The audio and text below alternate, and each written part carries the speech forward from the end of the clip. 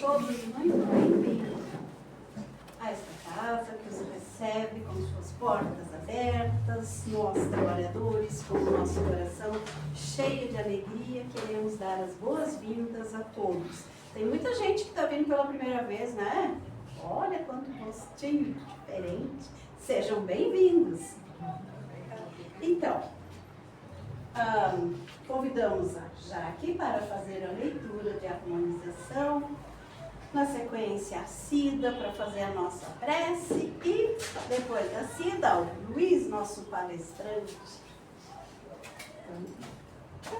Contigo.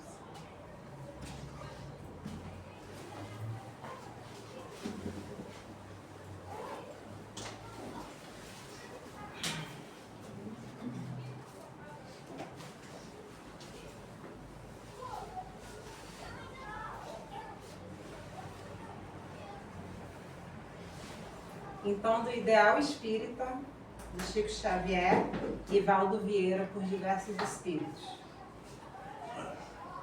O item 39 diz: indução e doação. Exaltaste a caridade, favoreceste no próximo a simpatia fraterna. Mas, se te desprendes das posses humanas a fim de socorrer aos companheiros necessitados, quaisquer que sejam, deste aos outros a luz da beneficência. Louvaste a fé. Incitaste o próximo a confiar, mas se revela segurança em Deus e em ti mesmo, nos acontecimentos desagradáveis da existência, deste aos outros a força transformadora que remove as montanhas da inquietação e do medo. Recomendaste paciência. Instalaste no próximo a essência da tolerância. Mas se mostras serenidade nas provações que te devastam a alma, deste aos outros a resistência tranquila contra o império do mal. Aconselhaste humildade. Insuflaste no próximo a vocação de servir. Mas, se compreendes as necessidades e deficiências alheias, desculpando incondicionalmente todas as injúrias que te apedrejam a vida, deste aos outros a chama interior da divina virtude. Palavras inclinam, exemplos renovam. Em tudo o que se refira ao bem, não nos esqueçamos de que ensinar é induzir, mas fazer o bem é dar a nós mesmos, aos outros, o próprio bem que todos nós precisamos fazer. Albino Teixeira.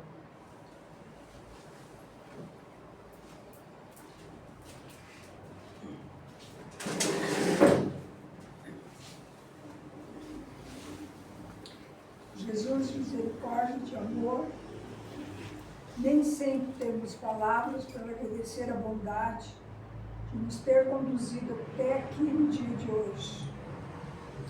Viemos em busca da sua palavra, do seu consolo, do seu amor, e pedimos que aquilo que aprendemos possa produzir frutos em nossa alma. E agradecidos por esses frutos, pedimos que estenda suas bênçãos a todos aqueles que não puderam vir e principalmente aos nossos amigos espirituais, para que conosco, no nosso intermédio, também possam aprender e possamos esparramar o seu amor com a nossa simples presença. Assim seja. Então, agora, seu Luiz. Posso saber o ladinho da mesa? Pode sim, fica à vontade, gente. Para deixar minha paulinha.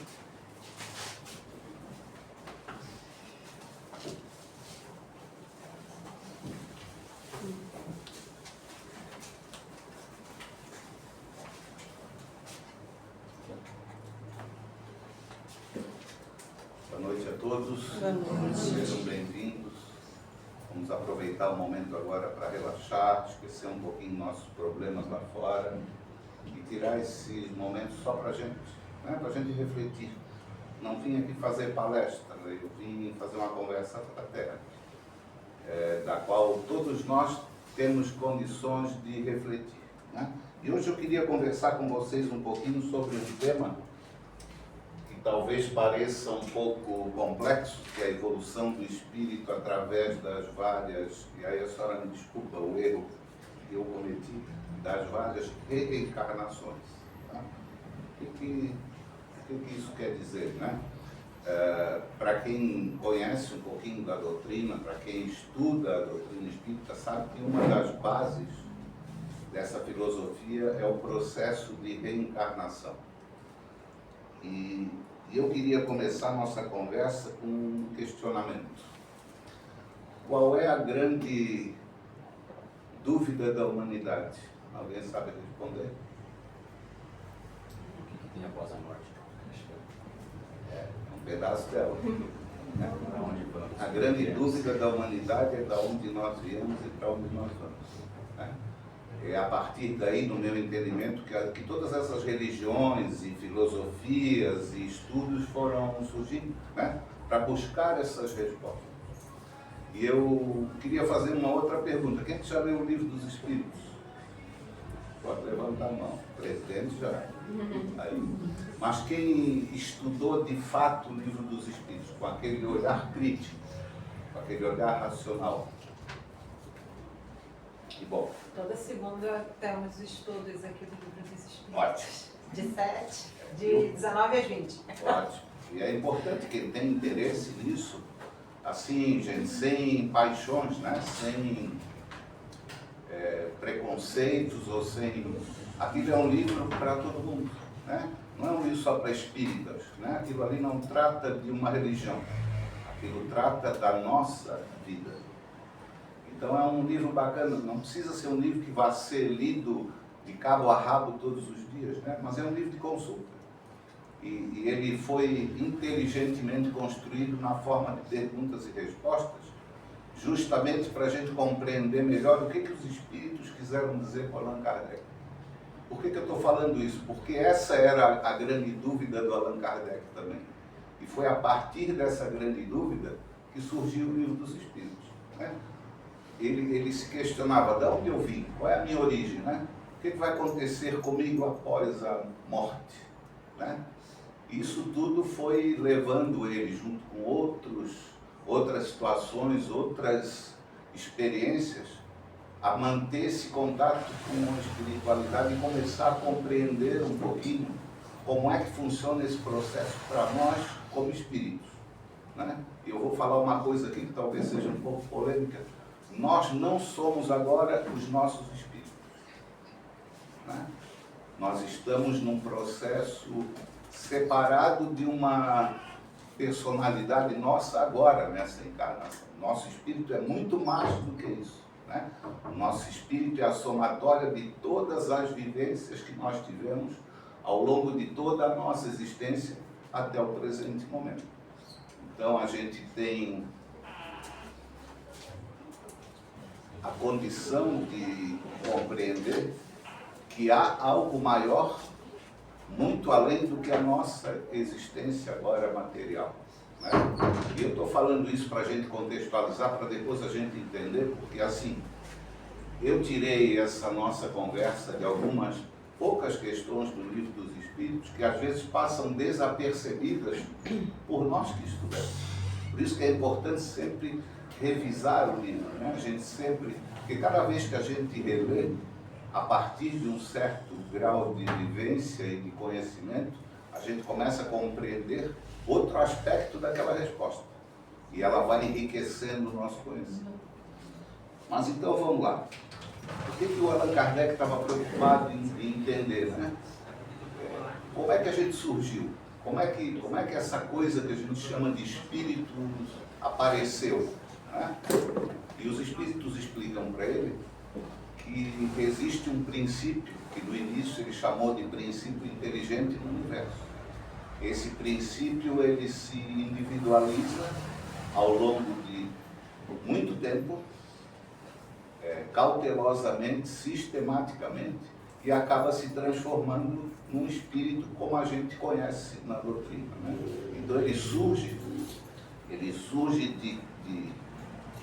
de maneira muito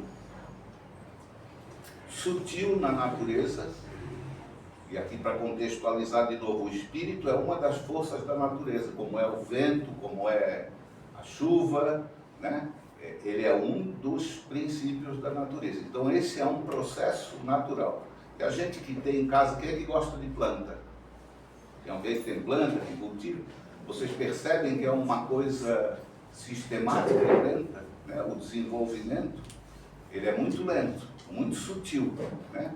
Talvez a gente só vá se aperceber que ela cresceu depois de muito tempo, porque a gente acostuma com aquilo. Com o espírito é a mesma coisa, né?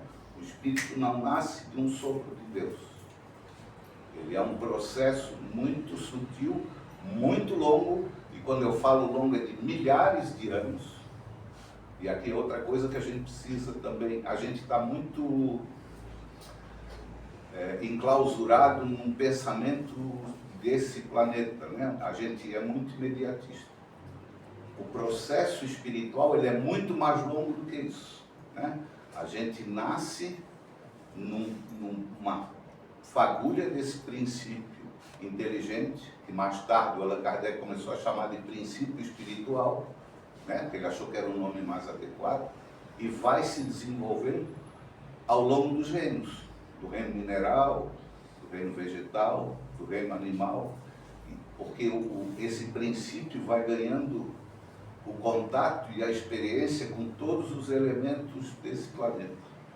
E ele vai se construindo a partir disso. Tá bom? E eu vou ler uma coisa interessante para vocês. Ele diz assim, e aí o Allan Kardec ficou curioso, né? Beleza, o espírito do homem nasce assim dos animais. Os espíritos ensinaram, é a mesma coisa. Só que os animais ainda estão num estágio inferior ao nosso, no sentido de evolução, né? Esse princípio espiritual ou inteligente dos animais ainda precisa sofrer um longo tempo de experiência e de vivência para poder ascender como inteligência sobre a matéria do jeito que nós somos, tá bom? E aí tem uma frase do Leon Denis, alguém já ouviu falar? Leon Denis era um companheiro do Allan Kardec, era um grande estudioso, era um filósofo. Ele dizia assim, para resumir essa história toda, né? O espírito dorme no mineral, sonha no vegetal, agita-se no animal e desperta no homem. É aí que a consciência começa a aparecer, né? Então essa evolução do espírito, e aí a gente não está falando ainda de reencarnação, né? Da forma como hoje nós estamos constituídos, ela leva muito tempo. E esse muito tempo, volto a dizer, são milhares de anos para a gente chegar nessa condição de estar agora, né? Mas por que eu estou colocando tudo isso? Porque a nossa... Eu preciso usar uma palavra bem adequada aqui, o nosso condicionamento de estudo, de entendimento, ele partiu sempre do princípio religioso. Não é isso? Todos nós viemos, eu vim, por exemplo, da Igreja Católica, né? Talvez todos vocês tenham passado, ou passem, ou frequentem, né, uma filosofia religiosa qualquer, não importa qual seja. É o que eu falei no início, todas as religiões tentaram buscar uma resposta divina para a nossa origem e para o nosso... E talvez a gente ficou limitado nisso, né? Ficou imaginando que essa resposta seria algo inalcançável. Mas talvez a gente precise usar uma ferramenta que muito pouca gente usa, né? E que um professor meu me ensinou, eu nunca me esqueci. A pergunta é mais importante que a resposta. Se você quer ter uma boa resposta, você tem que aprender a fazer uma boa pergunta. E talvez nós, como humanidade, ainda não tenhamos aprendido a fazer as perguntas certas, né? E eu não estou falando isso só dessa questão do espírito, né? Na nossa vida, né? Talvez a gente se preocupando em fazer uma pergunta de maneira mais adequada, a gente consiga a resolução de um problema de maneira mais fácil ou de maneira mais satisfatória. Já pensaram nisso? A pergunta certa sempre leva a uma resposta mais rica, pelo menos aquela que eu estou buscando, né? E é isso que a gente tem que começar a aprender, e é por isso que eu gosto do Espiritismo. O Espiritismo não tem protocolo. O protocolo é aquilo que você espera do Espiritismo e aquilo que você busca. Não há limite aqui, não há dogma, né? Não há censura pela busca das respostas que cada um de nós precisa, para a vida toda, né? E eu sei que muitas pessoas, tem gente aqui que está vindo pela primeira vez, não estou fazendo crítica nenhuma a isso. Muita gente entrou, como eu também, no Espiritismo, primeiro pela curiosidade de conhecer uma doutrina que é um pouquinho diferente daqueles protocolos religiosos, né? A gente aqui tem uma informalidade muito maior, nós não temos rituais, nós não temos ícones santos, nada disso, né? O nosso foco, o nosso objetivo é a nossa melhoria. É sempre a nossa melhoria, né? As pessoas que nos circundam, das quais nós convivemos, são um contexto para a nossa melhoria. E é isso que a gente tem que começar a aprender, né? A gente precisa começar a retomar uma coisa que Jesus disse com palavras que a religião transformou em palavras sagradas. Mas ele, em resumo, ele diz o seguinte: a cooperação é muito melhor do que a competição, né? A hora que eu consigo compreender a minha situação, aonde eu vivo, eu consigo circular melhor, eu consigo conviver melhor, né? E esse é o processo de aprendizado, né? E o que a doutrina e os espíritos levaram para Allan Kardec, que a gente tanto chama de o Consolador, né? É que a gente sabe que a nossa missão não encerra com a nossa morte, né? Os nossos erros e as nossas fragilidades, eles não vão se encerrar também com a nossa morte. É um processo de aprendizado constante, é um processo de experienciação constante. Isso é que é importante a gente compreender, né? E por que eu estou dizendo isso? Porque a nossa visão se alarga. A partir do momento que eu sei que eu preciso me melhorar, a gente começa a perder aquele medo, né? Ó, se tu fizer errado, tu vai para o purgatório. Se tu fizer certo, Deus te manda para o paraíso. Mas o processo é comigo. A evolução é minha. A tua evolução não é a mesma que a minha. Cada um está no seu espaço e no lugar certo. Cada um precisa compreender que tudo isso que as religiões falaram de uma maneira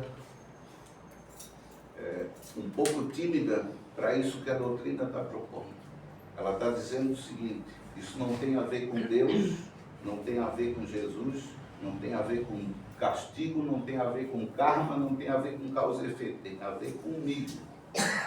O que eu tenho de fragilidade hoje, muito provavelmente, eu vou voltar a ter na próxima encarnação. Então, o momento de a gente se preocupar em autoavaliação é agora, né? É o que tanta gente fala de autoconhecimento, né? Autoconhecimento é a gente colocar na balança aquilo que está bom com aquilo que eu preciso melhorar. A hora que a gente chega nesse equilíbrio, a gente começa a compreender que a gente está evoluindo. Nós hoje, cada um de nós aqui, é um instrumento do nosso espírito, né? O legado que nós vamos deixar é para o nosso espírito. E é um espírito que tem milhões de anos. Ele tem muito mais experiência acumulada do que nós temos hoje aqui encarnados, né? Isso é que a gente precisa compreender. E uma coisa muito importante, né? Todos nós cremos que, isso eu estou falando em crença racional, né? Todo mundo aceite isso e concorde que a vida não leva só 60, 70, 80, 90 anos, né? Num planeta que levou 500 milhões de anos para chegar onde está, seria a gente subestimar o poder e a inteligência de Deus. Né? Não tem lógica isso. Né? Então, o que eu estou buscando trazer para a nossa reflexão? A nossa condição de melhoria e a nossa condição de reencarnação, ela vai ser proporcional ao nosso esforço agora, como encarnados. Né? E é um esforço que depende de cada um de nós. Não adianta eu ir para a igreja rezar todo domingo e fazer bobagem de segunda ao próximo domingo. Tá? Ninguém vai se afetar com isso. Quem está se afetando sou eu. Né? Não adianta nada eu ficar com ódio de alguém, porque isso não vai influenciar. Esse peso que ele está carregando sou eu, não é a pessoa que eu estou odiando. Esse é o processo que os espíritos estão mostrando, para a gente tirar um pouco esse estigma e colocar tudo na responsabilidade de Deus e de Jesus. Sabe? A lógica e a beleza da construção do ser humano está justamente no nível de liberdade que ele tem para plantar o que ele quiser. E a gente sempre diz no Espiritismo, o cara tem a liberdade de plantar o que quiser e a justiça de colher o que plantou. E é assim que funciona, mesmo que ninguém acredite em nada. Tudo que eu fizer vai ter uma reação. Vamos lá, que eu sou um ateu, não acredito em nada. Tudo que eu fizer socialmente vai ter um retorno para mim, positivo ou negativo, depende da ação que eu tomar. Né? E a gente precisa perceber que isso é experiência. Né? Então a gente precisa tirar primeiro esse nosso complexo de inferioridade, que as religiões colocaram na gente. Jesus está lá, Deus está lá e eu estou aqui, eu não alcanço aqui. Eles nunca disseram isso. Né? Os espíritos nunca disseram isso. Disseram o seguinte, está aqui, ó, a tua escola está aí. Aproveita do jeito que tu quiser. Essa é a minha liberdade. Ou eu aprendo ou não aprendo, mas vou aprender porque é uma lei natural. A única coisa que eu consigo fazer para uma planta não evoluir é matá-la. Não é verdade? Se eu deixar ela ali, se eu regar, conosco é a mesma coisa. Né? Eu preciso compreender que esse é um processo que eu não tenho como interferir na minha vida.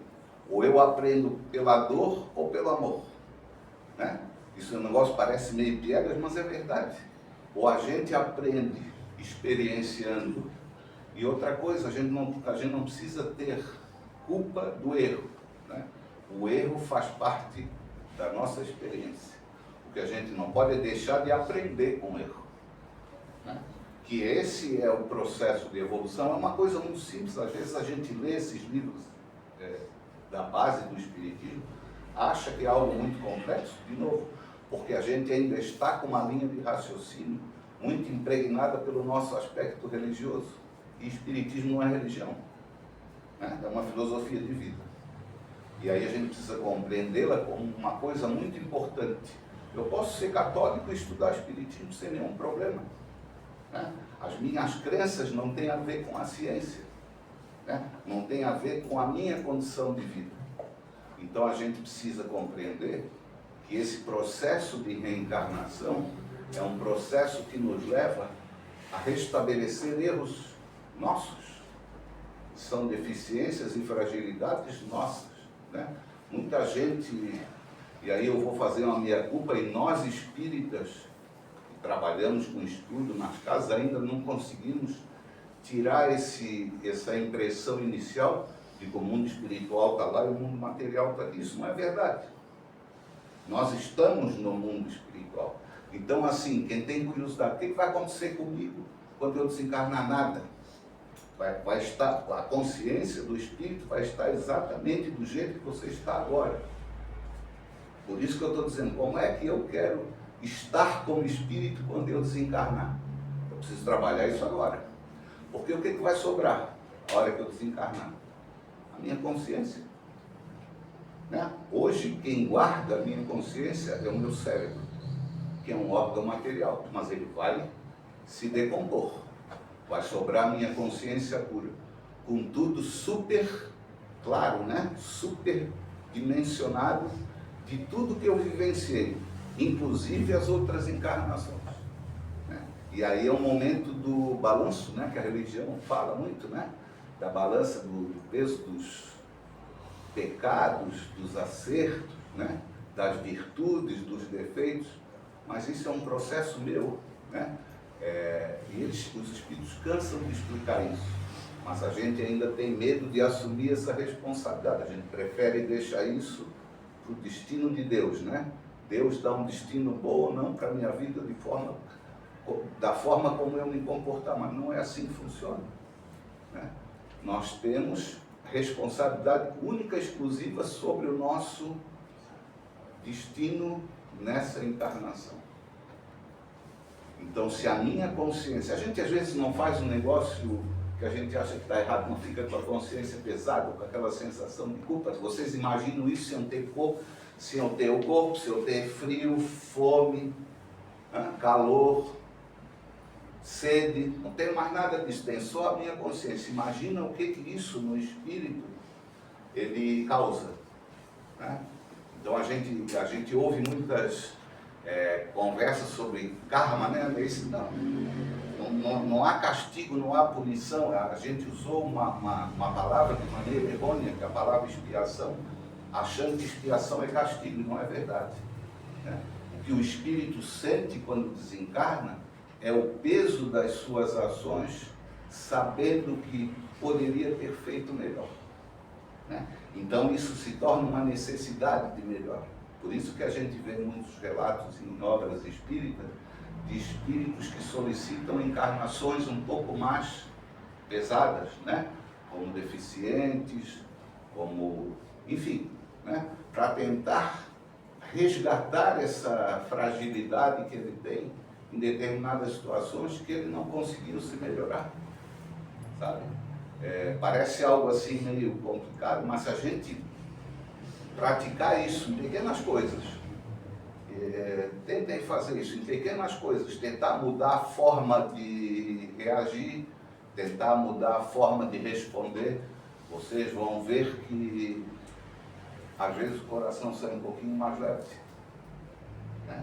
Talvez a gente, quando não conseguir reagir, fique em silêncio, né? O exercício do silêncio é um grande processo do espírito, né? O silêncio em vez da reação, né? Talvez a gente consiga com o silêncio resolver muitas coisas que a gente não resolveria com a discussão, né? Mas isso tudo é um processo de exercício, é um processo que a gente tem que construir, né? E o Espiritismo não pretende tornar ninguém anjo, não. Nenhum de nós aqui é anjinho. O que a gente precisa é sempre colocar a mão na nossa consciência e dizer assim, pô, será que eu poderia ter feito melhor? Esse é o aprendizado. A consciência e o espírito estão ligados diretamente, assim, porque eu já ouvi algumas contestações com relação a isso. Quer dizer, a sua consciência está mais ligada à sua encarnação momentânea do que com o seu espírito. E ela vai falar algumas coisas para você, esse peso, esse sentimento. Isso não quer dizer que seja o seu espírito questionando essas coisas ou fazendo você se arrepender de algo. Eu vou te responder de uma maneira muito simplória, porque isso daria uma outra conversa nossa, né? E se tu tiver interesse, tem um livro que chama Mentomagnetismo e Espiritismo. Ele explica muito bem isso. A consciência do espírito é a consciência total. É um conceito de consciência diferente do nosso. Você está consciente agora, está em vigília, né? Então, assim, a energia mental em vigília é o que nós chamamos aqui, o que a ciência chama de consciência. A do espírito é outra coisa, é a experiência acumulada. Tá certo? Mas elas são ligadas, sim, né? Porque o espírito precisa disso para poder, o nosso espírito precisa disso para absorver as experiências, né? O que eu estou dizendo no desencarne, né? Na morte, é que toda essa experiência vem à tona na consciência do espírito. Entende? Aqui nós temos uma memória limitada ao nosso tempo. Tá certo? Tu imagina se nós tivéssemos consciência de tudo que nós experienciamos, né? Nem tudo foi bom, é só a gente ler os livros de história, né? Nós não somos uma humanidade tão grande assim, né? Ao longo de 4, 5 mil anos. Tá certo? Então isso tudo é uma ferramenta para que a consciência atual nossa, ela se resolva com esse contexto que nós escolhemos para estar, né? Esse aqui é uma experiência nossa, é uma escola, né? É aqui que nós vivenciamos, é convivendo com a família, com os amigos. Que não necessariamente vai te fazer evoluir moralmente. Pode ser que você regrida em uma dessas experiências O de espírito vida. nunca regride. Não, ele pode até estacionar. Então, por que você acabou de falar sobre talvez a pessoa que está por reencarnar numa condição X para melhorar algum aspecto? Isso é um processo de evolução. Ó. Ele adquiriu a necessidade de já evoluir. Né? Porque a gente conhece muitos espíritos que permanecem no estado que estão, né? De tristeza, de desgraça, de desespero. Isso tem relato aí, qualquer casa espírita aí que vocês vão pegar uma psicografia, vocês vão ver isso. A partir do momento que eu retomo o meu caminho de evolução, eu estou, de uma certa maneira, evoluindo. Né? Eu estou tomando pé de que eu preciso melhorar algumas fragilidades minhas. Né? Eu tenho muita dificuldade de falar dessa coisa de bem e mal, que eu acho que isso é algo um tanto quanto temerário, a gente fala. Eu prefiro falar em fragilidade, né? A gente tem, todos nós temos, né? Todo mundo briga no trânsito, discute com a família, né? Que é rompante de raiva, é natural, né? O que não é natural é você não aprender com isso, né? Eu não estou falando de arrependimento, né? Eu estou falando de tomar consciência que eu podia ter feito de uma maneira melhor. É assim que a humanidade evolui, como sociedade. Né? Se vocês perceberem, todo mundo ainda acha que a humanidade é ruim, ela precisa melhorar muito, mas a gente já avançou muito moralmente. Né? E tem uma coisa muito importante nesse processo que os espíritos fizeram questão de alertar para Allan Kardec. Né? A evolução intelectual, ela é a base para a evolução moral. Né?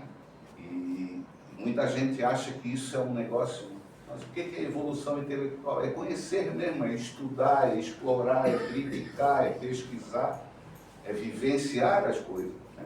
Porque na medida que a minha visão se alarga, a minha capacidade de agir se alarga. Né? Se vocês pegarem qualquer livro espírita de estudo, vocês vão ver que as religiões cometeram um equívoco com a gente. Nós não temos livre-arbítrio irrestrito. O nosso livre-arbítrio, ele é gradativo. Ele é limitado à nossa condição intelectual. Tá certo? Vou dar um exemplo para vocês. O que hoje nós consideramos um crime grave e hediondo, em algumas culturas, isso é natural. Né? Se você pegar algumas regiões, até da Amazônia, de um tempo atrás, tinha isso.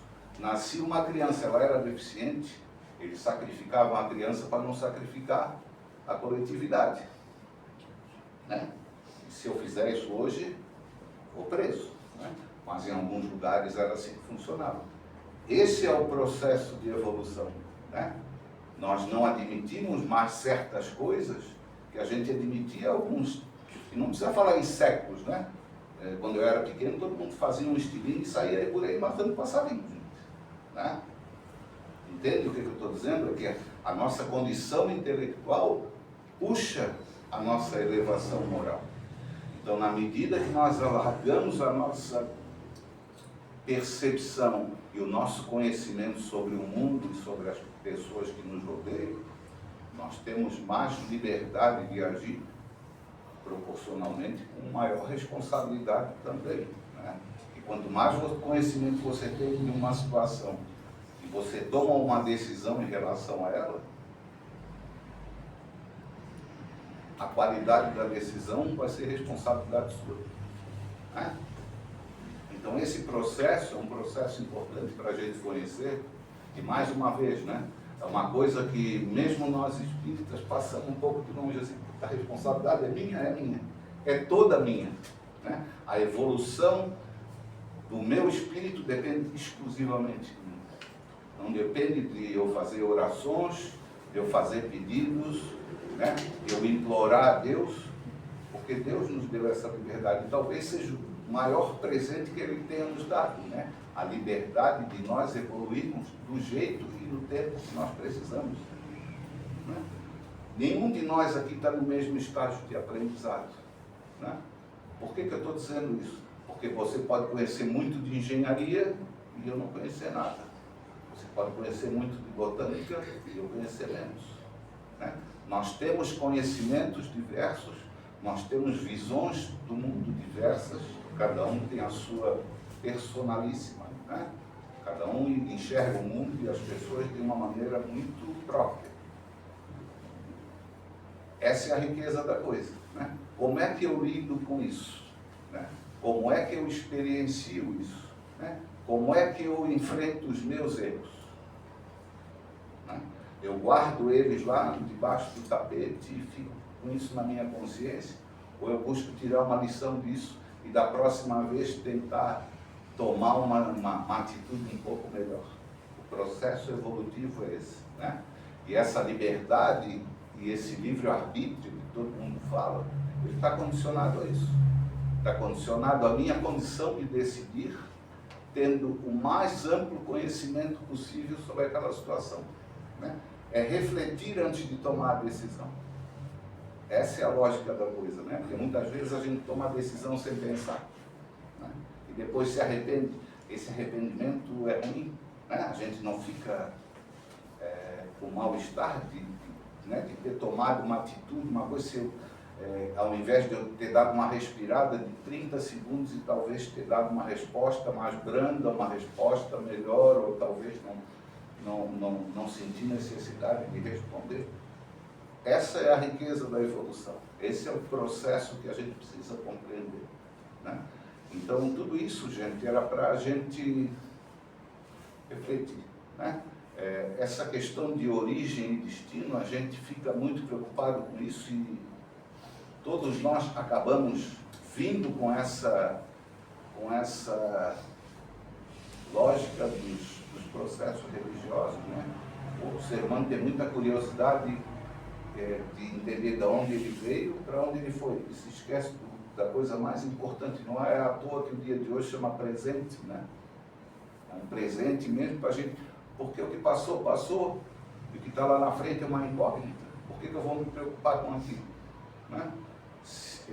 Então, posso talvez garantir, não, mas dizer para vocês que se a expectativa é saber como é que eu vou estar no mundo espiritual quando eu desencarnar, tem duas coisas que precisam ficar muito claras para todos nós. Né? Eu vou estar do jeito que eu estiver agora, com a minha consciência. Né? E eu vou estar com quem? É uma palavrinha simples, chama empatia, afinidade. Os espíritos se unem por afinidade. Afinidade de pensamento, de ideias, eles se unem por afinidade. Né? Então, a forma como eu vejo o mundo, a forma como eu me vejo, a forma como eu penso as situações, tem muito a ver com isso. Né? A gente, na outra casa espírita, brincava, né? Pessoal, mas o que eu fui, né, na outra encarnação? Você olha para o espelho que tu vai saber. Né? Conheça as suas reações, que você vai ver que isso é um processo da plantinha. Né? Ela vai crescendo, vai dando as folhas, vai dando as flores, vai dando os frutos. O espírito é igual. Tem uma mensagem deles que diz o seguinte, quer ver? Ela é muito interessante. Ele diz assim, a natureza ela tende para a unidade. Ela é sistemática e tende para a unidade. Né? O que eles quiseram dizer com isso? Que tudo se encadeia na natureza. Nós somos uma coisa só. Né? Os nossos corpos são compostos, e aí não tem nada a ver com o espiritismo, tem a ver com biologia mesmo. Do que os nossos corpos são compostos? De todos os elementos que existem nesse planeta. Né? Tudo que existe aqui veio desse planeta. Eu nasci no ventre da minha mãe, beleza. Mas tudo que aqui tem água, tem carbono, tem zinco, tem potássio, não é? Tudo são elementos e são minerais desse planeta. Então, nós fizemos parte da natureza.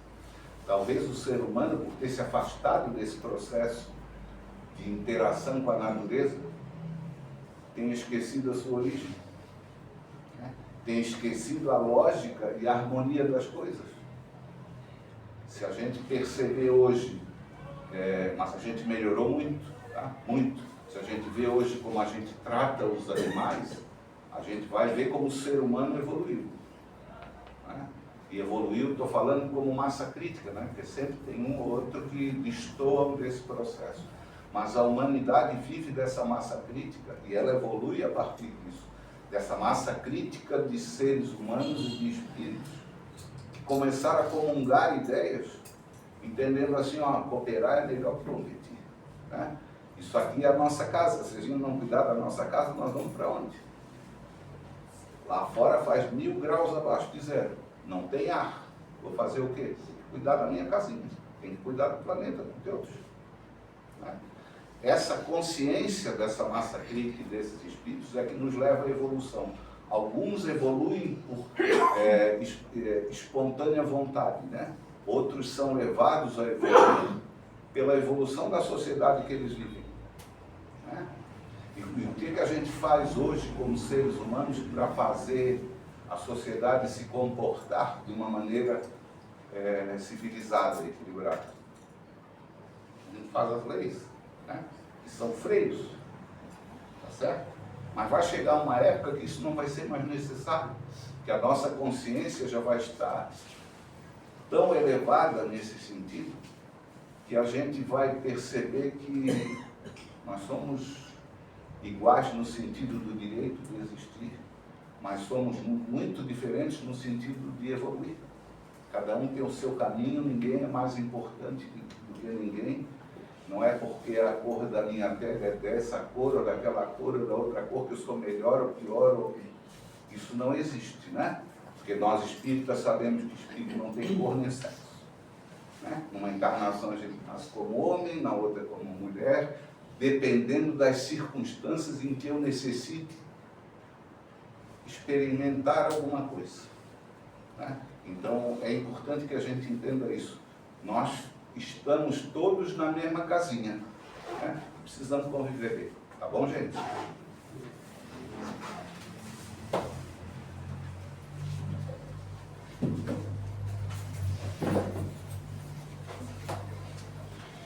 Obrigado mais uma vez.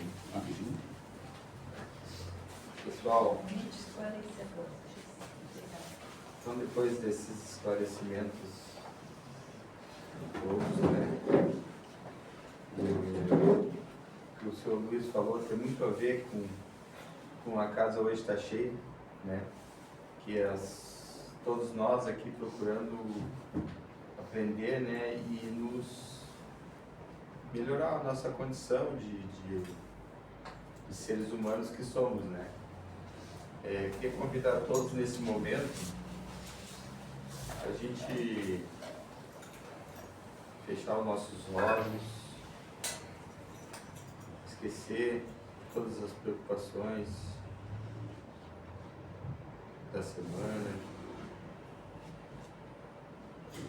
E nesse momento convido a todos a mentalizar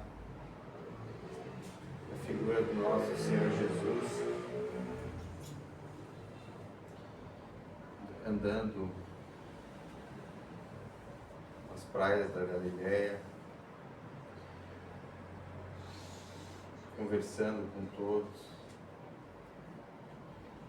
instruindo, trazendo a mensagem de amor, de perdão,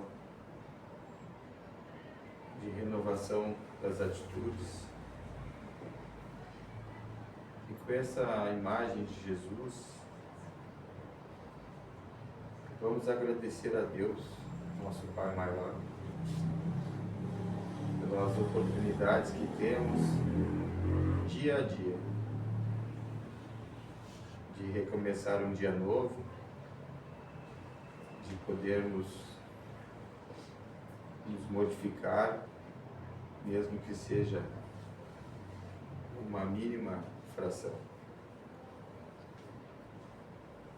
Pedimos a Ti, Senhor, que tenhamos a habilidade de entender que o processo é lento, mas que estamos a caminhar